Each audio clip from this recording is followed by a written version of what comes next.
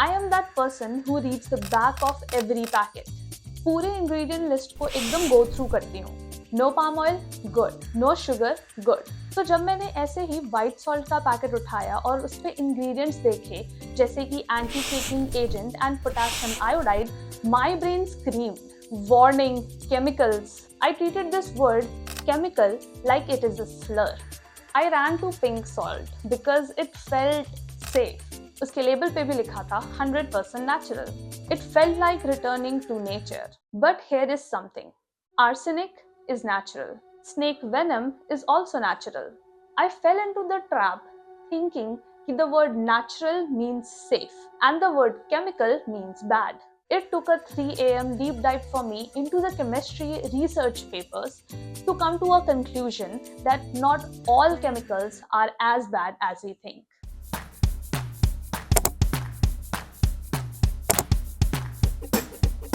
For the longest time, I thought that pink salt is good for us. And a quick Google search में मैंने यही पाया कि pink salt में 84 minerals होते हैं and it is completely natural, कोई भी processing नहीं होती. On the other hand, हमारे white salt जो हैं वो bleached होते हैं और इनमें added chemicals होते हैं. एक तरफ हमारा आयुर्वेदा है and influencers like Sattvic movement जो कि हमें कहते हैं कि हमारे लिए pink salt is much better. And दूसरी तरफ government authorities हैं and companies हैं जो कि iodized white salt को promote करती हैं और encourage करती हैं कि हम भी हर दिन अपनी diet पे इसी को लें. इतनी सारी confusion, how am I to make a decision? So I got curious and went back to the basics. ऐसे chemicals को तो bad rep मिली हुई है, but they are everywhere. Everything is a chemical like air, water, food and salt. And salt is NaCl, sodium and chlorine together as sodium chloride. And now, even the saltiness that you feel in your food is because of these sodium ions. कुछ specialized taste receptor cells present होते हैं टंग में जो कि detect करते हैं certain ions को and इन्हीं के थ्रू sodium ions इस चैनल को पास थ्रू करते हैं और इसी इन्फ्लक्स को रजिस्टर करता है ह्यूमन ब्रेन एज saltiness. अब जो सॉल्ट का NaCl का Cl, द क्लोरीन पार्ट है, वो भी बहुत एक इंपॉर्टेंट रोल प्ले करता है. सबसे इम्पोर्टेंटली ये Cl हमारे स्टमक में HCl प्रोड्यूस करने में मदद करता है. एज यू नो हमारी बॉडी में है HCl, हाइड्रोजन क्लोराइड, और ये क्लोराइड जो है वो आता है हमारे सॉल्ट से ही. एंड HCl डाइजेशन में बहुत ही इंपॉर्टेंट रोल प्ले करता है क्योंकि ये खाने को ब्रेक डाउन करता है एंड बैक्टीरियाज को भी मारता है. इस पूरी रिसर्च जर्नी से मुझे एक बहुत ही इंपॉर्टेंट चीज पता लगी, that is my sodium consumption या तो फिर मेरा सॉल्ट कंजम्पशन के बारे में. So it is recommended that हमारा salt consumption should be 1 teaspoon a day, which is about 2300 milligrams of sodium per gram of salt. This includes the salt in cooking, salt in pickle, salt in the packet of chips we often overlook, and the salt in your bread. On an average, Indians are consuming 2 teaspoons of salt every day without even realizing it. On top of that, processed foods का consumption भी पहले से बढ़ा है, उसकी वजह से sodium levels भी high हो रहे हैं. And high level of sodium की वजह से heart issues, kidney issues and high blood pressure होने के chances बढ़ते हैं.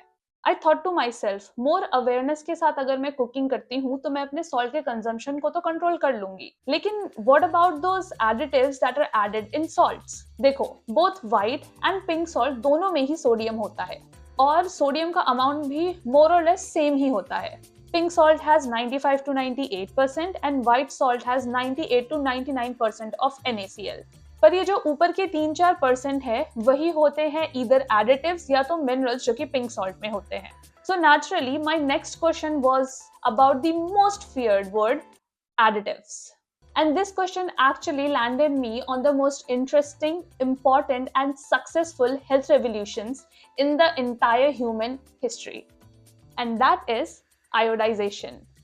बैक इन 1850s फ्रांस में आयोडीन से गोइटर ट्रीट करना शुरू हो गया था, लेकिन इंडिया में इसकी कोई ठोस स्टडी हुई फाइनली 1950s में जाकर के.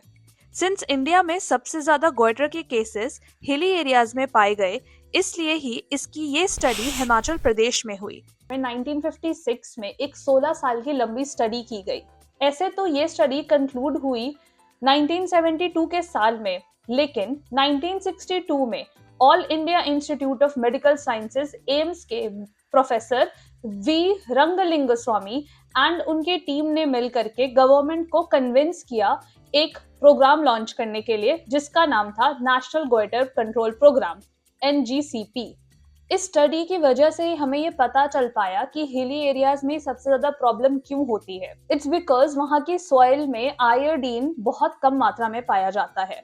वही ज्योग्राफिकल एरियाज जो कि कोस्ट लाइन के पास होते हैं या सी के पास होते हैं, वो सॉइल रिच होती है आयोडीन में, और इसी की कमी की वजह से होता है IDD, which is iodine deficiency disorder. Goitre या घेंगा जो कि हम अपनी आंखों से देख सकते हैं, this is only the tip of the iceberg. देखो, हमारा थायराइड ग्लैंड जो है वो बहुत सारे रोल प्ले करता है। One of the major processes that thyroid takes care of is your metabolism, कि कैसे आपका सेल एनर्जी को यूज करता है, और मेटाबॉलिज्म को चलाने के लिए ही थायराइड प्रोड्यूस करता है दो hormones, which is T3 and T4। ये जो 3 और 4 नंबर्स हैं वो आयोडीन के कितने एटम्स प्रेजेंट हैं इन मॉलिक्यूल में उनको रिप्रेजेंट करता है।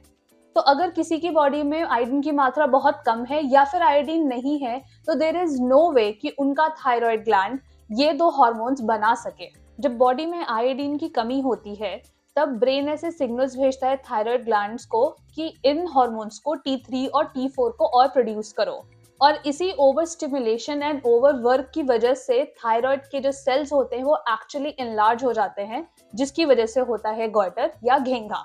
तो आयोडीन बस फ्यूल ही नहीं है, ये एक स्ट्रक्चरल बिल्डिंग ब्लॉक है इन दो हार्मोन्स का। थायराइड के और भी कई सारे फंक्शन होते हैं, जैसे कि temperature regulation, organ functioning and brain development in children and in foetuses. ये हार्मोन्स बच्चों के लिए बहुत ज्यादा इंपॉर्टेंट होते हैं, क्योंकि यही हार्मोन्स सपोर्ट करते हैं बच्चों की फिजिकल, उनका ब्रेन और उनके नर्वस सिस्टम के डेवलपमेंट में। इसीलिए ड्यूरिंग प्रेगनेंसी अगर मदर ने इनफ आयोडीन ना लिया हो तो उसको गोइटर होने के चांसेस तो हैं, लेकिन उससे भी बहुत बड़ा खतरा है, जो कि है उसके बेबी के ब्रेन की development. We are talking about irreversible damage, lower IQ, learning disabilities and कुछ सिवियर केसेस में एक ऐसी कंडीशन हो जाती है जिसे क्रेटिनिज्म कहा जाता था। इसमें डॉर्फिज्म, फिजिकल डिफॉर्मिटीज और पुअर ब्रेन डेवलपमेंट दिखता है बच्चों में।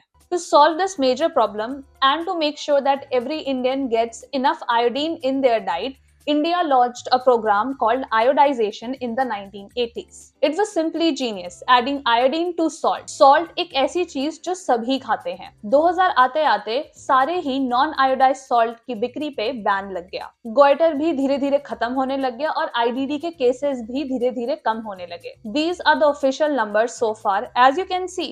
Great improvement. आइडिया तो काफी सिंपल था, लेकिन to make every Indian switch to the iodised salt, that was another challenge. इस काम में टाटा को बहुत प्रेज मिलता है, क्योंकि टाटा ने अपना आयोडाइज्ड टाटा सॉल्ट लॉन्च किया और मेक श्योर किया कि सारे ही इंडियन हाउस होल्ड्स तक ये पहुंचे। उनका distribution network, marketing strategy and purity really spoke to people. Even though जो salt वो बेच रहे थे वो एक बाय प्रोडक्ट था of another product that they had, that was soda ash.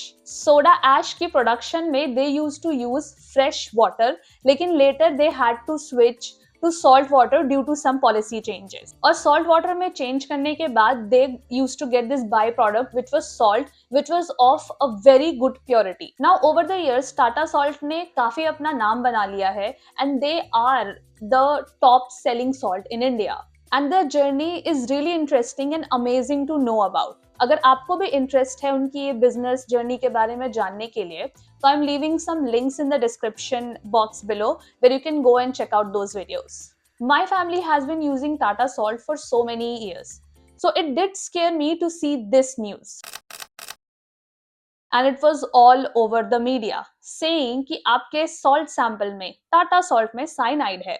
In article से मुझे पता चला कि एक लैब है in the US called the American west analytical lab, जिन्होंने एक रिपोर्ट पब्लिश की है ऑफ द सॉल्ट सैंपल्स, और उन्होंने ये क्लेम किया है कि इन सॉल्ट में साइनाइड का यूज हुआ है। As scary as it sounds, but ये वो साइनाइड नहीं है जिसे एज पॉइजन यूज किया जाता है। ये वो साइनाइड है जिसका नेम है पोटेशियम फेरोसाइनाइड, और इन शॉर्ट PFC, और ये वही एडिटिव है जो कि मुझे सॉल्ट पैकेट के लेबल पे दिखा था, और इसका नाम था anti caking agent E536।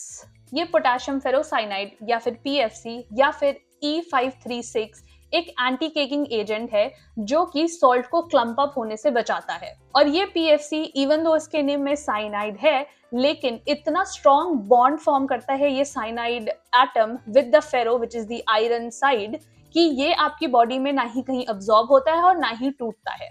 PFC के इफेक्ट्स को समझने के लिए ही माइस पे एक रिसर्च हो चुकी है जो कि ये कहती है कि PFC बॉडी में कहीं भी अब्सॉर्ब नहीं होता है और ब्रेक डाउन नहीं होता है और एज इट इज बॉडी से निकल जाता है।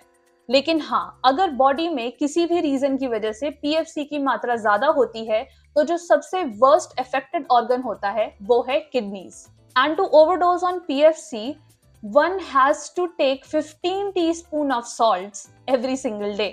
इससे पहले कि PFC आपकी किडनी को डैमेज करे, उससे पहले ही सोडियम का toxic level will kill you first। Back to the allegations, Tata stated that their salt does not have any more than the approved limit of PFC in their salt। By the way, parallelly, I also looked into this US की lab that claimed कि cyanide की मात्रा बहुत ज़्यादा थी। Turns out the lab denied ever publishing this report।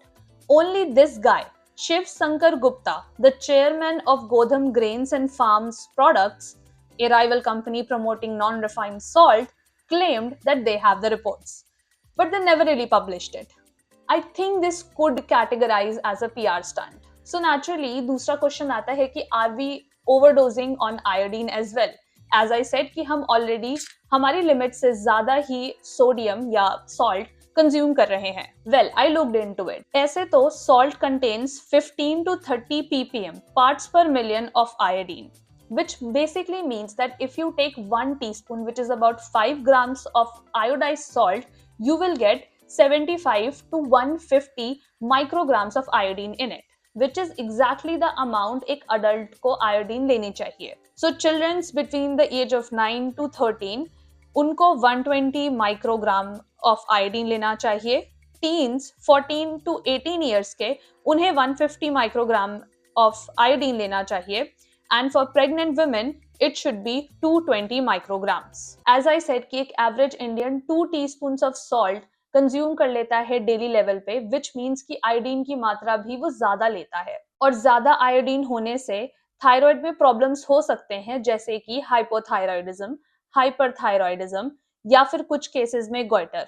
इसी inflammation की वजह से थायराइड कैंसर होने के चांसेस भी बढ़ जाते हैं। लेकिन अगर आपको आयोडीन की लीथल डोसेज लेनी है, which will be around 2 milligrams of iodine, you will need to eat roughly 66 kilograms of salt daily। Again, sodium toxicity will get to you first। Now this additive iodine has been a game changer for us। As much as it is important to intake iodine, इसके साथ साथ important है कि awareness भी रहे कि कितना salt का कंजम्पशन हो रहा है। Iodised pink salt also exist, लेकिन पर्सनली मुझे इसकी एक्सेसिबिलिटी पे थोड़ा सा शक है, बिकॉज मुझे ये मेरे लोकल ग्रोसरी स्टोर्स में नहीं मिला एंड ऑनलाइन जहाँ पे मिला भी वहाँ पे ये एक्सपेंसिव था then the other white iodised salts. See, iodine makes sense, हमारे लिए बहुत ही एसेंशियल है इन मॉडरेशन, और ये एज अ एडिटिव मेरे लिए बिग डील नहीं था। But the next additive I'm talking about had me questioning the process of salt making।